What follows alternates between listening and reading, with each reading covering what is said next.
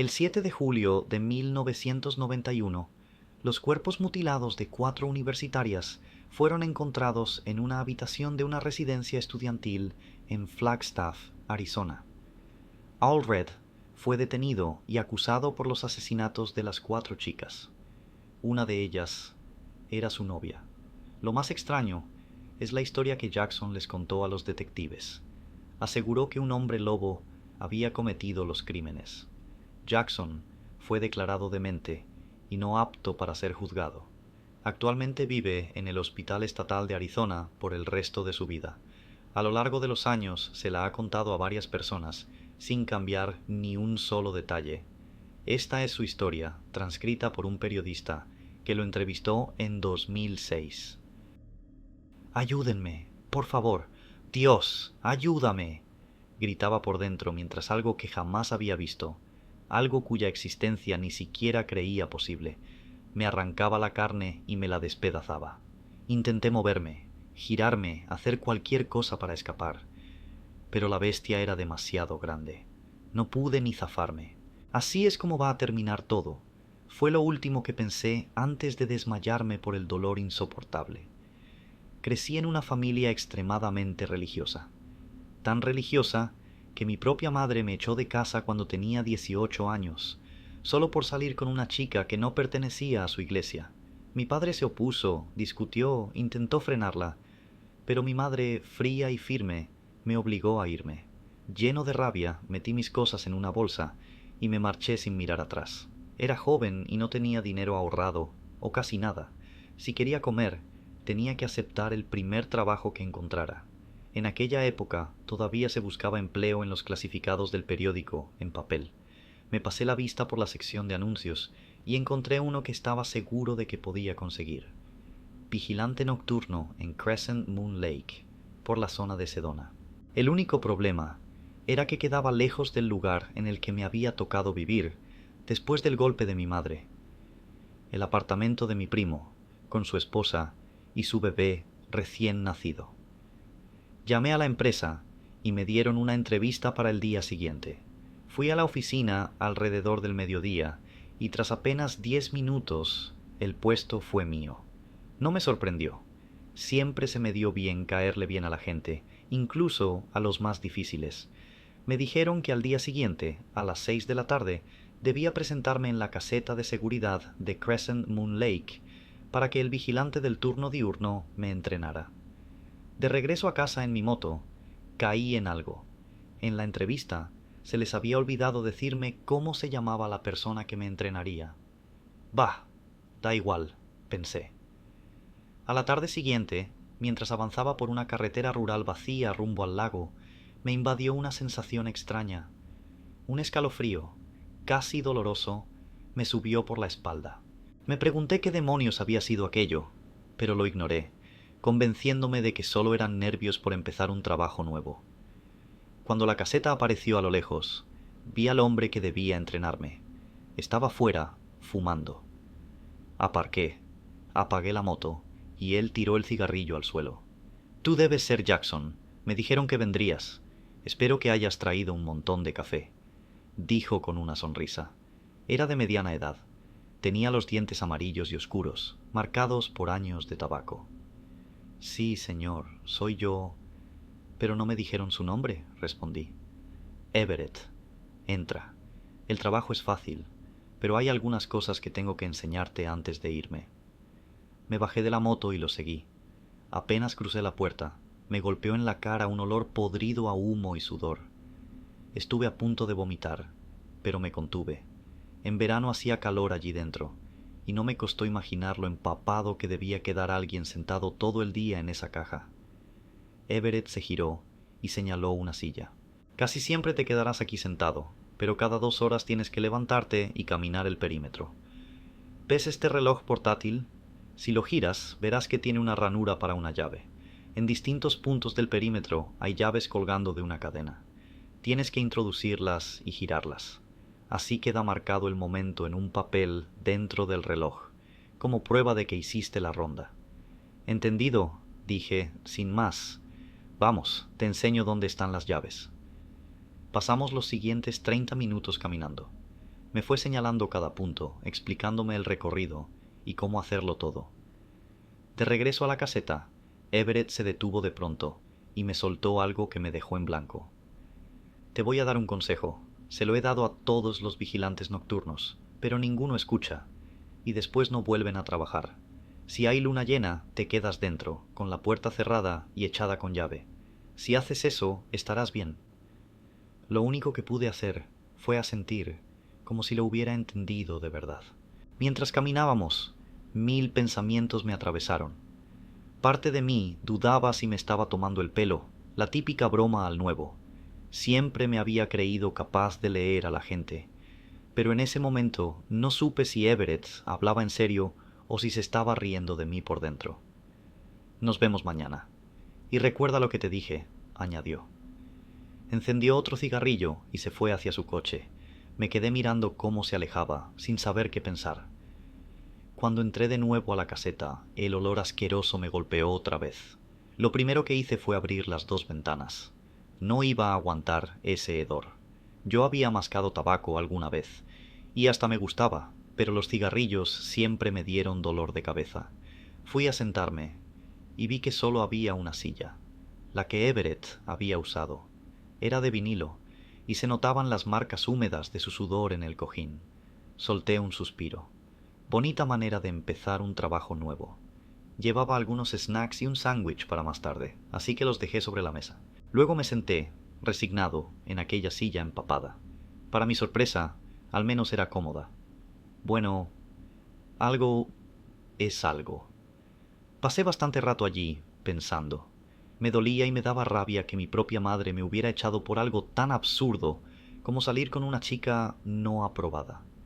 Mi novia era tan buena y amable como cualquiera de los que iban a la iglesia de mi madre. Pero esa iglesia estaba llena de hipócritas. Juzgaban a todo el mundo mientras predicaban que no debía juzgarse a nadie. Negué con la cabeza.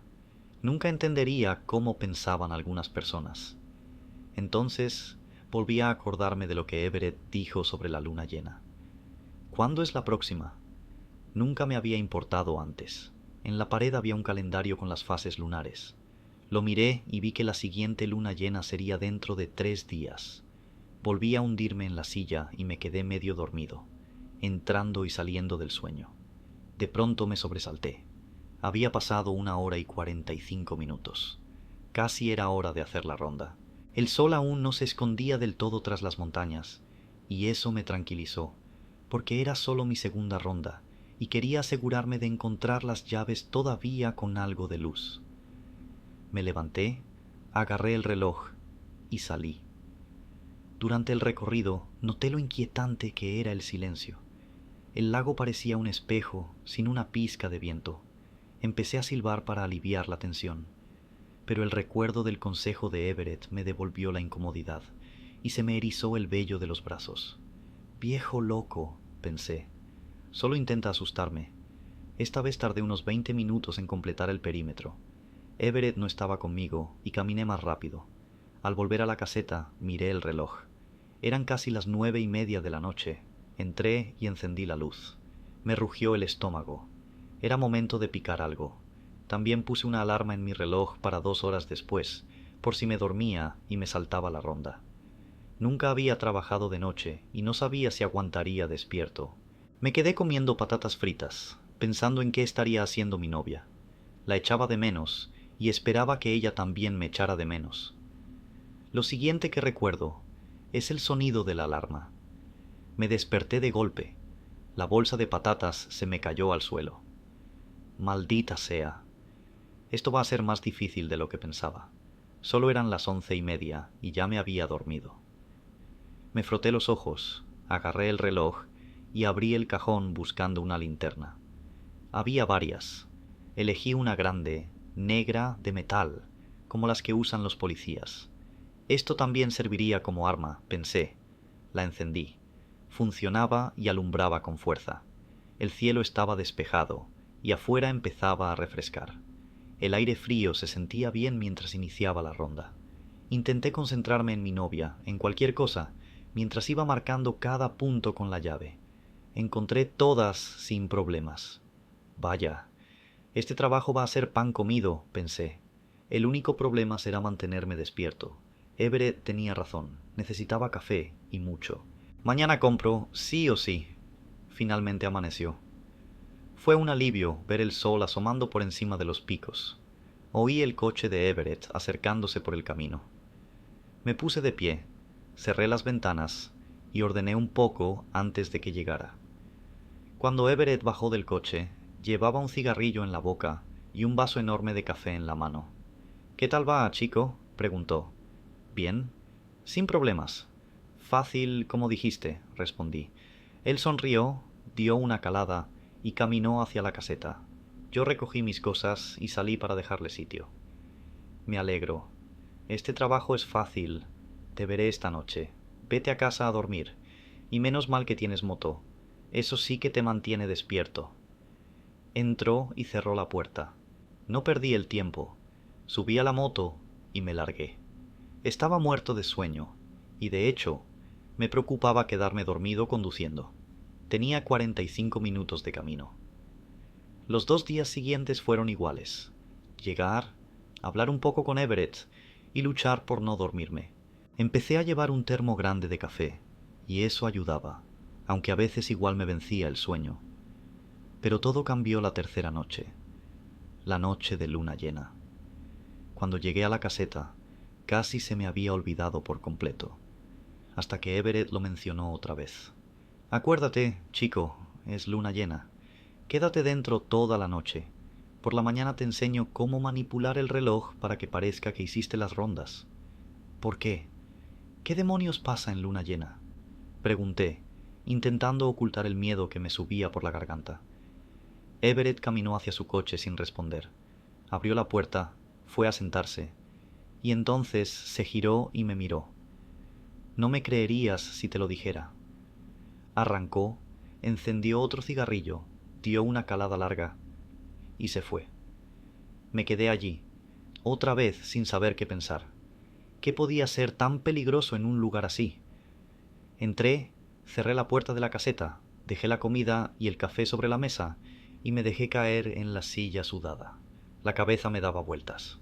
Parte de mí quería abandonar y largarse de inmediato.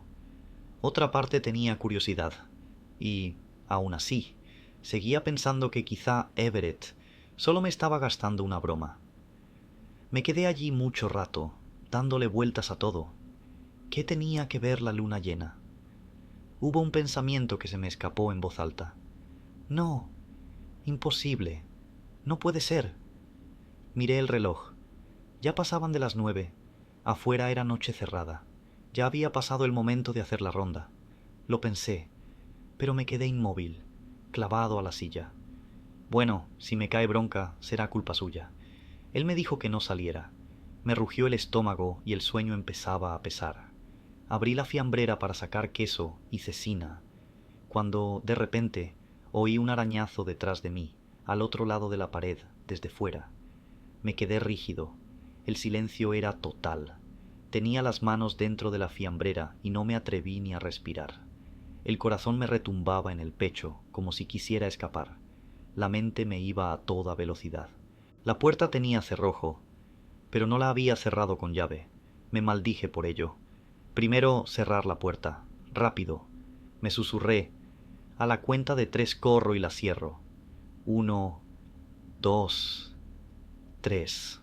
Salté de la silla y corrí. Era un pestillo. Lo eché con un movimiento torpe, pegando el hombro contra la puerta por si algo intentaba entrar.